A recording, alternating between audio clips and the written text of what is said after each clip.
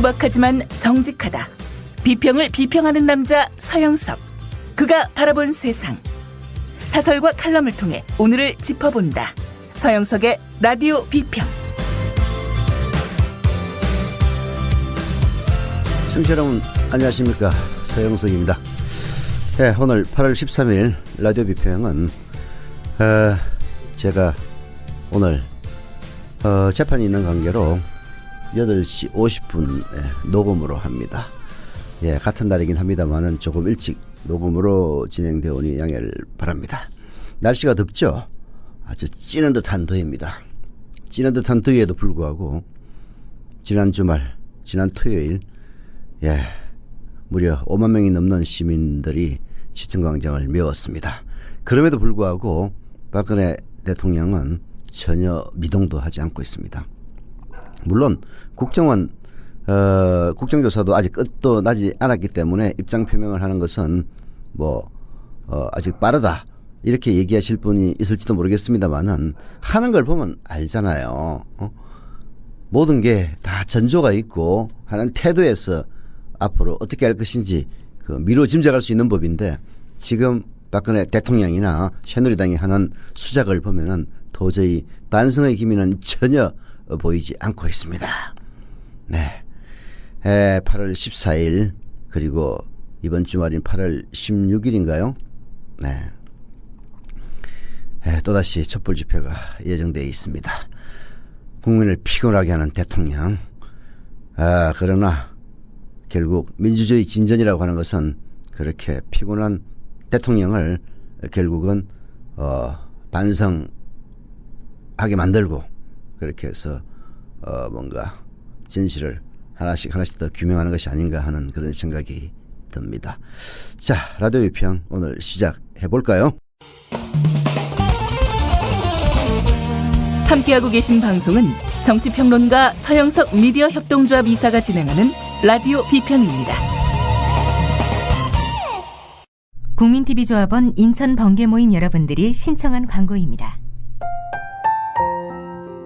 저는 평범한 시민입니다. 열심히만 살면 잘 살 거라 믿고 살아왔습니다. 하지만 아무리 열심히 해도 삶이 많이 나아지지 않았습니다. 지금은 부당함에 대해 알게 됐고, 내가 낸 세금이 잘못 쓰이고 있는 것과 진짜가 가짜가 되고 도둑이 의인이 되는 이런 세상의 이면을 보면서 분노하게 됐습니다.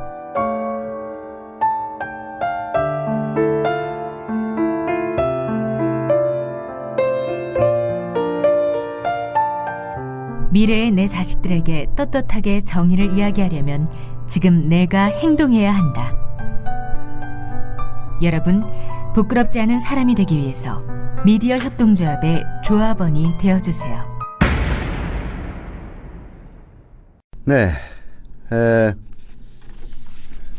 어제 한겨레신문에서 경찰의 조사 결과라면서 국정원 댓글 공작과 관련해서 이른바 프라이빗 에이전트, 국정원의 댓글 요원이 고용하는 일종의 민간인, 우리 보통 알바라고 그러죠. 알바들에게 무려 9천만 원 이상 돈을 지급한 흔적을 경찰에서 포착했다. 그래서 화제가 됐습니다. 그렇게 지독하게 댓글을 달더니 알고 보니까 돈 받고 한 것이었구나. 그런 거지. 돈 안 주면 저렇게 할 리가 없지. 예. 그 사건에 대해서 한겨레신문이 국정원이 세금으로 뒷돈 대주며 댓글 달게 했나라는 사설을 썼는데요. 예, 소개해드리기 전에 한 가지 아쉬운 점은, 이런 일이 있으면은 사실 조중동 같은 경우는요, 과거 새누리당이 야당이었을 때 정부를 공격할 수 있는 기사를 예를 들어서 중앙일보가 쓰면 그 다음날 조선일보, 동아일보 일제히 이른바 기자들 용어로는 받는다고 하는데요. 받아서 혹은 더 추가 취재를 해가지고 더욱더 키워서 침소봉대해서 공격을 했습니다. 사실 좀 진보 개혁 성향의 신문이라고는 지금 한겨레신문과 경향신문밖에 없는데요.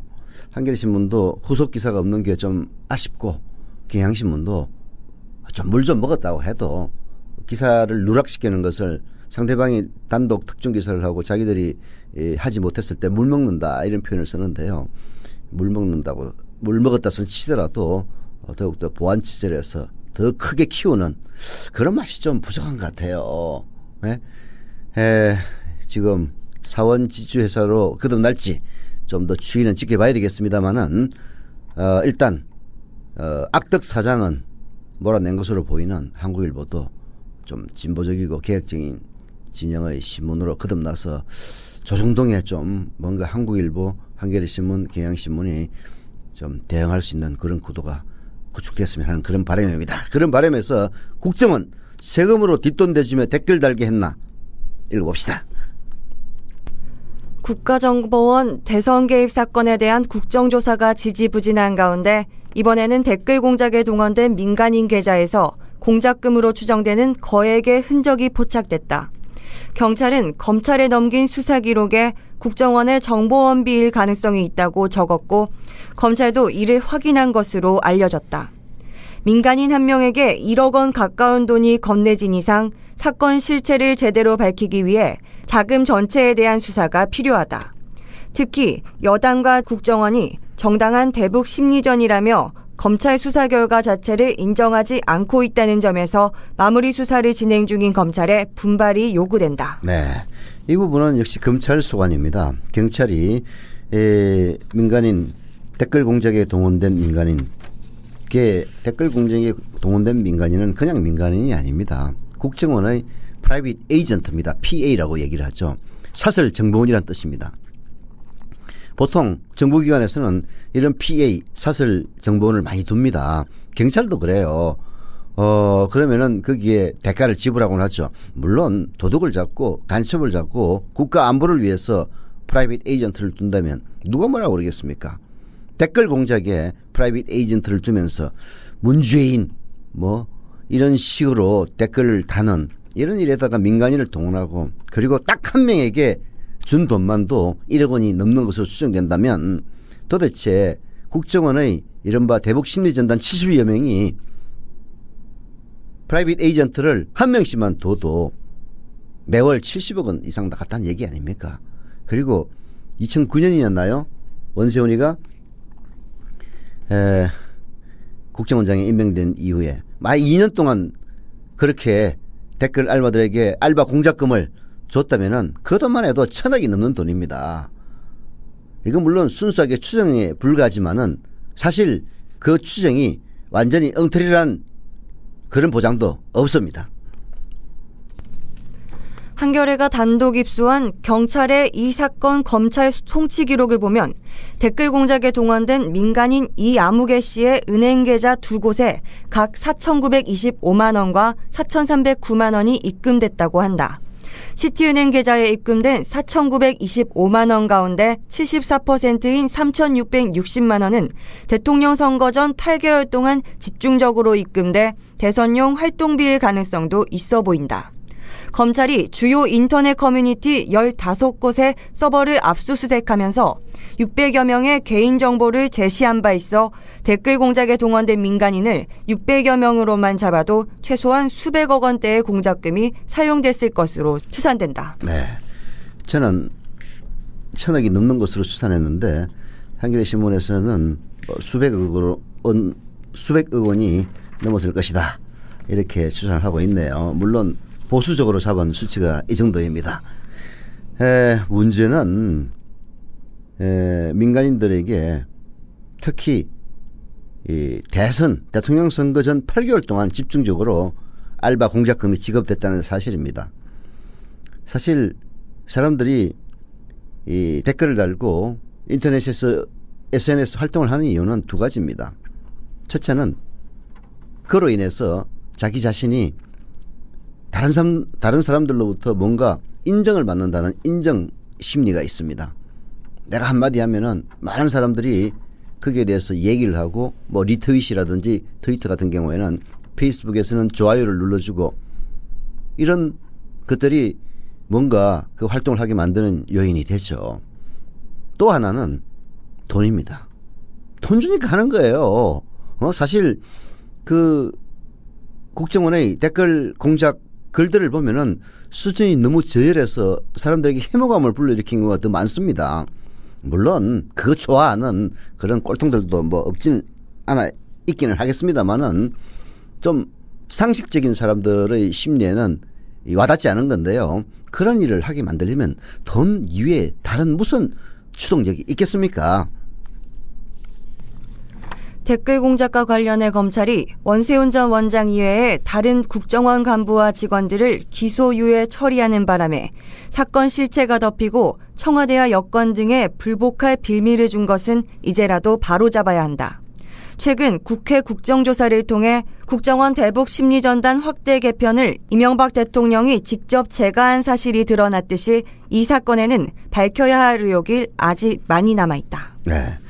서울중앙지검은 현재 사건 마무리 차원에서 국정원 내부에서 이뤄진 댓글 공작과 사회강경망 서비스 즉 SNS를 이용한 댓글에 대한 보강 수사를 진행하고 있다고 합니다. 그러나 서울중앙지검이든 서울고검의 항고 수사를 통해서든 단순한 보강 수사 차원을 넘어서 국정원의 대선 개입 공작 실체와 배후 등 미진한 대목에 대한 철저한 수사가 이루어져야 합니다. 청와대와 여권이 형식적인 국정조사로 위기를 넘기려는 상황에 대해서 검찰의 진상규명 책임은 더 커질 수밖에 없는 거죠. 물론 그러나 이런 한겨레신문의 촉구에도 불구하고 미래는 불투명합니다. 왜냐? 박근혜 대통령이 댓글 대처 대통령이 김기춘을 왜 청와대 비서실장에 임명을 했겠습니까? 김기춘 씨는 아시다시피 나이 75이 넘은 노인입니다. 지금 법무부 장관이나 검찰총장보다도 훨씬 선배입니다. 심지어는 정홍원 국무총리보다도 중학교는 한 5년 정도 선배가 되고요. 사실로서는 거의 그보다 훨씬 더 선배입니다. 왜 김기춘을 하필이면 검사 출신이고 공안통이고 그리고 초원복국집 이른바 1992년판 댓글 공작의 원조인 김기춘을 청와대 비서실장으로 임명을 했겠냐고요. 결국은 검찰을 누르고 법무부를 누르고 국무총리를 눌러서 결국은 국정원 댓글 공작 이 진실과 실체를 파묻어버리려는 그런 의도가 아니겠느냐. 누구나 다 그렇게 생각을 합니다. 과연 최동욱 검찰총장이 이런 불리한 환경 속에서 그야말로 자기 소신을 지킬 수 있을지 국민들을 지켜보고 있다는 사실을 명심해야 될 겁니다. 한겨레신문의 사설 마지막 부분을 읽어드리죠. 대선 직전 김무성 새누리당 의원이 남북 정상회담 대화록을 입수해 낭독한 경위와 이른바 박원순 문건에 얽힌 정치 공작 의혹이 하나도 해명되지 않고 있는 것도 문제다. 이 사건 역시 검찰에 고발돼 있는 만큼 철저한 수사가 필요하다. 이들 사건에 대해 청와대와 여권이 진상이 밝혀지길 원치 않는다는 속내를 노골적으로 드러내고 있지만 검찰은 이에 개의치 말고 제 길을 가야 한다. 네, 이에 개의치 말고 제 길을 가길 바랍니다. 지금이 박근혜 대통령이 집권을 하고 있다고 그러지만은 박정희가 집권한 유신 시절은 아니에요. 검찰이 과거처럼 소신 있게 수사를 한다고 해서 어디 중앙정보부 끌고 가지고 물고문 선고문 빨개 벗기고 콧들 뽑고 하지는 않습니다. 결국은 자기 자신의 행적은 역사와 후세가 평가를 하는 거죠. 역사와 그리고 자라나는 세대들에게 부끄러움이 없도록 최동욱 검찰은 그야말로 최소한의 진실을 파헤치는데 주저해서는 안 될 겁니다. 박근혜 정권을 무너뜨리라고 요구하는 건 아니에요. 그러나 최소한의 진실은 검찰 체면이 있고 그야말로 프라이드가 있지 파헤쳐야 되지 않겠습니까? 예, 노래 한 곡 듣고 오겠습니다. 노래 듣는 동안 조합원들 제가 지금 생방송을 하지 않기 때문에 가입한 조합원들 이름을 불러드릴 수는 없습니다만은 많이 가입해 주시기를 부탁드립니다.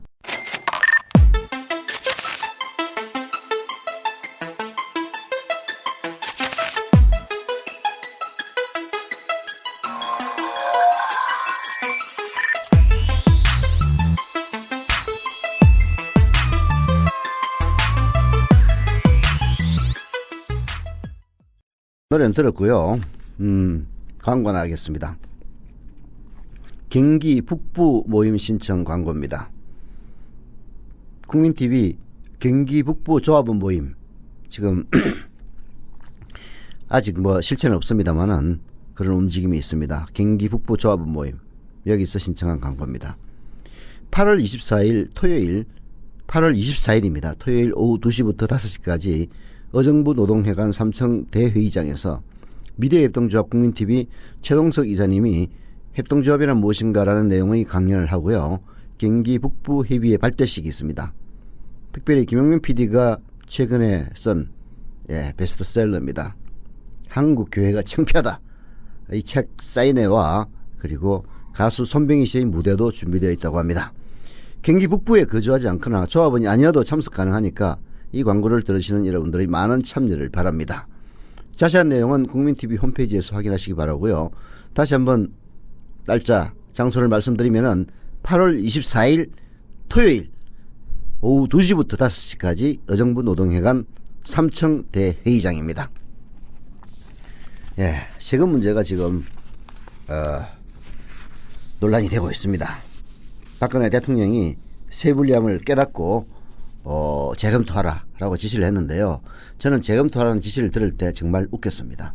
아니 그러면은 해노석이하고 조원동이, 해노석이는 부총리고 조원동이는 청와대 경제수석입니다. 해노석이하고 조원동이를 누가 임명했나? 아니 야당이 임명했어요? 자기 자신이 임명을 해놓고 그거는 좀 안 좋은 것 같으니까 다시 재검토하시오 라는 식으로 이야기하는 박근혜 대통령이 정말 가증스러웠습니다. 그야말로 이명박이가 그야말로 전매 특허로 써먹어서 사람들을 열받게 만들었던 이른바 유체이탈 화법인데요. 아니 자기가 해놓고 자기가 비판을 하는 거야. 마치 자기는 아무 관계가 없다는 듯이. 거기에 쏘가 넘어가지고 박근혜 잘한다고 하는 바보들을 보면은 정말 열불이 납니다. 그러나 세상은 현실이죠. 박근혜의 수법이 고단수라고 인정하는 수밖에 도리가 없는 거죠. 이런 방송을 듣고 그 고단수에 넘어가지 않는 사람들이 하나씩 둘씩 늘어나기를 바랄 뿐입니다. 박근혜가 재검토를 지시하는 것은 전 잘못된 얘기라고 생각을 합니다. 사실 야당에서 세금 폭탄이라고 얘기를 했는데요. 그것도 잘못된 거예요. 중산층에게 세금 끊어야 됩니다. 세금 안 걷고 복지해가지고 망한 나라가 바로 일본이에요. 조금 이따가 소개도 해드리겠습니다만은 이게 포퓰리즘에 영합해가지고 세금 안 걷고 복지만 늘리다가 결국은 국가 부채가 엄청나게 누적되어서 지금 나라 망하기 직전에 있는 게 일본 아닙니까? 그에 비해서 중산층을 비롯해서 고소득층에 이르기까지 골고루 세금을 걷었어. 특히 부자들과 대기업과 고소득층에게는 천문학적인 세금을 때려가지고 그 돈으로 복지를 실현해서 전 국민이 잘 사는 나라가 바로 스웨덴 등 북구 복지국가입니다. 그래서 세금 폭탄이라는 야당의 주장에 동의하지는 않지만은 월급 구간 3천만 원에서 7천만 원까지만 디립다가 세금을 때리는 박근혜의 정책에도 절대 동의할 수가 없죠. 경향신문의 사설 정시 없는 복지의 한계 보여준 세법 개정 논란은 바로 그러한 점을 지적하고 있습니다. 박근혜 대통령이 어제 청와대 수석비서관 회의에서 서민과 중산층의 가벼운 지갑을 얇게 하는 것은 정부가 추진하는 서민을 위한 경제정책 방향과 어긋난다면서 2013년 세법 개정안의 재검토를 지시했다. 세법 개정안이 발표된 지 나흘 만에 핵심 부분에 대해 재검토를 지시한 것이어서 세법 개정안에 대한 손질이 불가피해졌다. 박 대통령의 지시 직후 열린 당정회의가 끝난 뒤 현호석 경제부총리는 서민 중산층의 세부담이 늘어나지 않게 세법 개정안을 원점에서 재검토하겠다고 밝혔다. 엊그제까지 경제부총리와 청와대 경제수석 현호석과 조원동입니다. 이런 인간들이 세법 개정안의 정당성을 강변해 온 것에 비춰보면 전격적인 입장 전환이 있죠. 박근혜가 지시하면은 그 전에 자기가 뭔 얘기를 했든지 간에 바로 꼬리를 내립니다. 이거 옳지 않아요. 옳은 이야기는 뭐가지 내밀고 바로 얘기를 해야 됩니다. 참 공무원이 영혼이 없다는 얘기를 하는데요. 현호석과 조원동의 변신을 보면은 진짜 니들은 영혼이 없는 인간들이다라는 생각이 절로 들었습니다.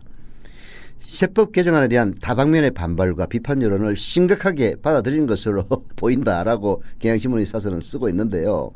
여론의 비판을 수용해 문제점의 교정에 나선 것은 평가할 대목이지만은 결과적으로 세법 개정안과 중장기 조세정책 방향의 근본적인 한계를 자인한 것이나 다름없는 일인데 국가 존립의 근간이라고 할 수 있는 세금 걷는 정책, 즉 조세 정책을 이토록 허술하게 추진했다니 정말 믿기지가 않는다라고 경향신문의 사설은 쓰고 있습니다. 아, 정말 열받는 일이죠. 세금이라는 것은 국가가 개인들에게 징수하는 일종의 폭력과도 같은 겁니다. 열심히 일해가지고 돈 벌었는데 갑자기 국가라는 인간이 튀어나와가지고 야, 그중에서 몇 퍼센트 떼가지고 내놔, 이거거든요. 역사적으로 세금이라는 것은 가진 자들의 이른바 제도적인 폭력이었습니다. 그러나 우리가 참을 수 있는 것은 그렇게 해서 떼인 돈을 공평하게 쓸 때 그때 우리는 세금을 내는 겁니다. 조세 저항이라는 것은요, 나는 빼빠지게 일해서 세금을 내는데 저기서 그냥 펑펑 돌면서 이자소득이라든지 부동산 임대소득으로 그냥 호합한 생활을 하면서 세금은 제대로 안 나오고 있을 때 그때 조세 저항이 생기는 거예요. 그러려면은 조세 형평성이라는 게 어느 것보다도 중요한 것인데 이번 박근혜 정부의 과세 개편 조세 정책은 근본적으로 잘못된 겁니다. 왜 3천만 원에서 7천만 원 구간의 봉급소득자들에게만 세금을 유리할처럼 내는 그런 사람들에게 더 걷습니까? 더 걷는다는 것 자체에 반대하는 건 아니에요. 복지를 내면 세금 더 걷어야 됩니다. 중산층이고 나발이고 세금 더 내야죠. 그러나 더 많이 버는 놈들한테는 더 세금도 안 걷으면서 이런 식으로 그야말로 월급쟁이들한테 세금만 걷으니까 그래서 조세 저항이 일어나는 거예요. 사람은 불공평할 때 못 참는 겁니다. 보스턴 차 사건이 왜 일어났어요? 영국하고 미국을 갖다 똑같이 취급했으면 그렇게 반발을 했겠습니까? 인간은 불공평하다고 생각할 때 제일 열받는 겁니다. 이번 세법 개정안은 복지공약 등의 이행을 위한 부족한 재원 마련을 목표로 하면서 비과세 감면제도 정비에 초점을 맞춰 세수 확보를 꾀한 것이다. 비과세 감면제도의 정비에 국한해서 보면 고소득자에게 상대적으로 혜택이 큰 소득공제를 세액공제로 전환하는 것 등은 나름의 합리성이 있다. 전체 근로자 상위 28%를 대상으로 고소득일수록 누진적으로 더 세금이 늘어나 소득세제에서 공정성이 조금 더 보완된 것은 사실이다. 문제는 세제 개편에서 비과세 감면 축소가 근로소득세 부문에만 집중되면서 근본적인 형평성 문제가 벌어진 것에 있다. 고소득 자영업자, 자산가 금융소득 등에 대한 실질 과세 조치는 없다 보니 중산층의 세금 부담만 늘어난 꼴이 됐다. 대기업의 법인세도 비과세 감면을 더 축소하고 금융소득 과세 강화 등의 조치를 병행하면서 중산층에게 세금 부담을 일부 늘리는 방식이었으면 이렇게까지 저항이 크지 않았을 터이다. 그렇습니다. 결국은 이번에 이런 부분 소득공제를 세액공제로 전환하는 것은 합리성이 있는 겁니다. 소득공제를 하면은 고소득자가 오히려 상대적으로 혜택이 큽니다. 세액공제를 하면은 고소득자일수록 세금을 더 많이 걷을 수 있으니까 합리적이에요. 문제는 이 사설에도 지적했다시피 중산층의 세금 부담은 느리고 대기업 혹은 부자들의 세금에 대해서는 손도 안 댔다는 게 사람들을 열받게 만든 겁니다. 불공평이야말로 조세 저항, 심지어는 혁명의 원인이 되는 겁니다. 경향신문 사설은 이렇게 마무리를 짓고 있습니다. 결국 이러한 혼란과 혼선은 복지공약의 이행을 위해 필요한 재원을 정세 없이 마련하겠다는 도구마에 집착하면서 벌어졌다고 볼 수가 있다. 복지 재원을 정세 없이, 즉 세금을 늘리지 않고 세율을 인상하지 않고 비과세 감면 제도 정비 등을 통해서 달성하려는 접근에서 문제가 생긴 겁니다. 그래서 더욱 세법 개정안의 재검토 작업에서 소득세제 부분만을 조정해 일부 근로소득자의 부담을 완화하는 방향은 궁극적인 해법이 될 수가 없습니다. 외려 세수는 줄어들고 고소득층과 대기업에 대한 과세의 문제는 해결되지 않기 때문입니다. 복지 재원이 줄어들면 복지의 축소는 불가피합니다. 박근혜 정부의 복지공약은 보편적 복지국가의 수준과는 한참 거리가 있는 한국 사회가 요구하는 최소한의 수준에 불과합니다. 그것이나마 제대로 된 이행을 위해서는 임시방편이 아닌 근본적인 재원 확보 방안이 모색되어야 합니다. 정세 논의가 필수적인 이유입니다. 라고 쓰고 있는데요. 바로 이거예요. 이게 또 소득 구간을 조정해가지고 3,500만 원은 너무 심하니까 5천만 원으로 늘린다. 이딴 식으로 접근을 하면은 또 열받게 만드는 겁니다. 그럼 5천만 원 이상의 5천만 원에서 3,500만 원까지 피한 사람들은 가만히 있겠지만은 5천만 원에서 7천만 원, 8천만 원 가만히 있겠어요? 왜 우리만 세금 내느냐 이거야. 아니 우리가 적게 버는 사람보다 세금 많이 내는 거 좋다. 인정한다. 그리고 복지를 위해서 세금 조금 더 낸다. 한 달에 한 10만 원 더 낸다. 인정해. 그러나 우리보다 훨씬 더 많이 버는 인간들은 그보다 더 많이 세금 끊어야 될 거 아니냐. 이건 누구나 생각할 수 있는 그야말로 보편적인 생각이에요. 거기에 박근혜 정부가 부응하지 않는다면 진짜 세금 저항 혁명으로 이어질 겁니다. 네.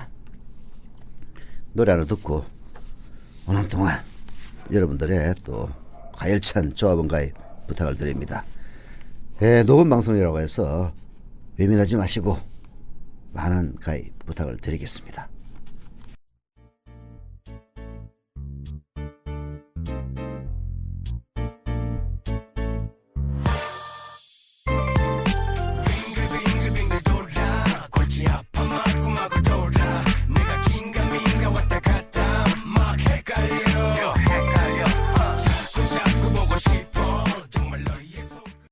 예.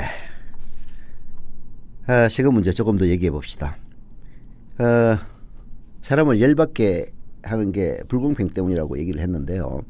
나성린 새누리당 정책위 부의장이 이런 얘기를 했습니다. 라디오에 나와가지고요.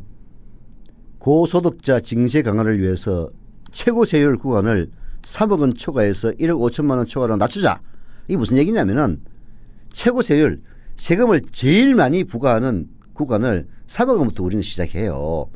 그러나 3억 원 이상 버는 사람의 숫자가 거의 많지 않습니다. 그래서 그 구간을 최고 세율을 부과하는 소득의 하한선을 1억 5천만 원 낮추자. 이렇게 낮춰지면은 훨씬 더 많은 사람이 과세 대상에 들어가 가지고 세금을 더 많이 거둘 수가 있습니다.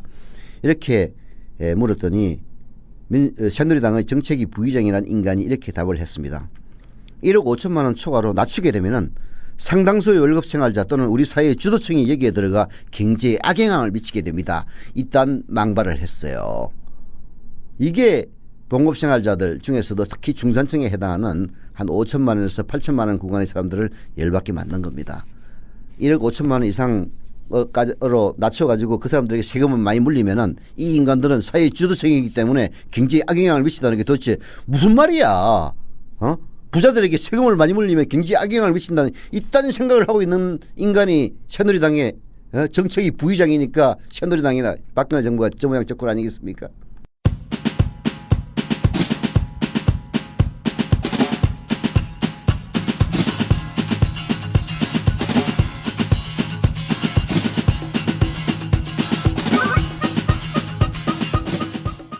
네. 하지만 세금 폭탄론이라는 주장도 맞지는 않아요. 한겨레 신문에 양재진 연세대 행정학과 교수가 기고한 세금 폭탄론에 대한 우려, 이거 꼭 우리 한번 읽어봐야 됩니다. 정부의 2013년 세법 개정안에 대해 민주당이 적극 저지를 선포하고 진보 성향의 언론도 세금 폭탄이라며 반대 여론 형성에 앞장서고 있다. 유리지갑 셀러리맨들의 부담이 높아지기 때문이다. 필자는 이러한 진보 진영의 입장이 이 땅에 복지국가를 건설하는데 큰 걸림돌로 작용할 것이라는 우려를 금하지 않을 수 없다. 당장은 민주당이 박근혜 정부를 공경에 몰아놓는데 성공해도 말이다. 네, 이번 세법 개정안은 복지 정세의 끝이 아니라 시작을 알리는 신호탄입니다. 복지국가 건설에 정세가 불가피하다면 보수 정권에서 정세하겠다는데 못 이기는 척하고 밀어주는 게 상책입니다. 박근혜 표 복지 공약 이행에 매년 27조 원이 필요한데 세법 개정으로 확보되는 세수는 고작 2조 5천억 원밖에 안 된다며 비판의 날을 세우면서도 못 이긴 척하고 밀어주는 게 상책이다라고 양재진 연세대학교 행정학과 교수는 얘기하고 있습니다. 그런데 과거 보수 진영의 정가의 보도였던 세금 폭탄론으로 진보가 복지 정세의 물꼬를 틀어막으면 앞으로 어쩌자는 말이냐. 그리고 이번 세법 개정안은 소득공제를 세액공제로 바꾸어 고소득자일수록 세부담이 더 크게 늘어난다. 반면 저소득자들은 근로장려세제의 확대와 자녀장려세제 신설로 아무런 세부담 없이 더 많은 혜택을 받는다. 소득 재분배 차원에서라도 진보 진영이 안 받을 이유가 없다. 이렇게 지적을 하고 있습니다. 비판 여론에 밀려서 박근혜 대통령이 재검토를 지시했다고 하는데요. 잘된 일이냐? 민주당의 봉봉세, 봉급쟁이를 봉으로 보는 세제안론은 어떤 형태로든 중산층 셀러리맨에게 대한 세부담은 한 푼도 올릴 수 없다는 메시지를 담고 있어서 우려스럽다고 양재진 교수는 지적을 합니다. 정세 없이 복지 억제는 불가능한데 커다란 성역을 만들어 놨다. 민주당은 세금 폭탄론 대신에 셀러리맨의 양보를 자영업자, 부자, 대기업에 대한 강도 높은 정세의 명분으로 활용할 수는 없느냐 이렇게 얘기를 하고 있습니다. 바로 이 부분입니다. 셀러리맨들에게 세금을 더 걷되 자영업자들, 고소득 자영업자들, 부자들, 대기업에 대한 강도 높은 정세의 명분으로 활용을 해야 된다. 바로 이 얘기입니다. 예. 사실 세부담만 따지자면 우리는 천국에 살고 있습니다. 2010년 기준으로 우리나라 소득세로 거둔 돈은 국내 총생산 대비 3.6%에 불과한데요. OECD 국가 중 최하위입니다. 스웨덴은 12.8%이고요. 미국만 해도 8.8%입니다. 우리 3.6% 그보다 훨씬 적습니다. 세금 조금 더 문다고 해도 나라 망하지 않고 그리고 봉급쟁이들 그야말로 나락으로 떨어지지는 않습니다. 문제는 봉급쟁이들이 세금을 더 내는 대신에 정말 세금 덜 내고 있는 고소득 자영업자나 재벌, 대기업 그리고 자산소득자들 이런 사람들에게 세금을 더 걷으면 되는 거예요. 예. 사실 일본의 정치 지도자들이 국민을 위한다면서 정세 없이 복지만 늘려 정부 부채를 국내 총생산의 2배 이상 되도록 만들었습니다. 일본 재무성에 따르면요. 2000년 이후 급증한 부채의 한 80~90%가 복지 지출 때문입니다. 반면에 스웨덴은 정부 부채가 국내 총생산의 40% 내외에 불과합니다. 세법 개정안을 복지 국가를 향한 재정 확충의 시발점으로 삼아야 합니다. 그렇지 않으면 우리나라는 스웨덴같이 지속 가능한 복지 국가가 아니라 침몰하는 일본의 전철을 밟게 될 겁니다. 세금 더 거는데 찬성해요. 찬성해야 됩니다. 그러나 형평성 부자들에게 더 많은 세금을 걷어라. 이게 우리의 요구이자 주장 아니겠습니까? 라디오 비평 여기서 마치겠습니다.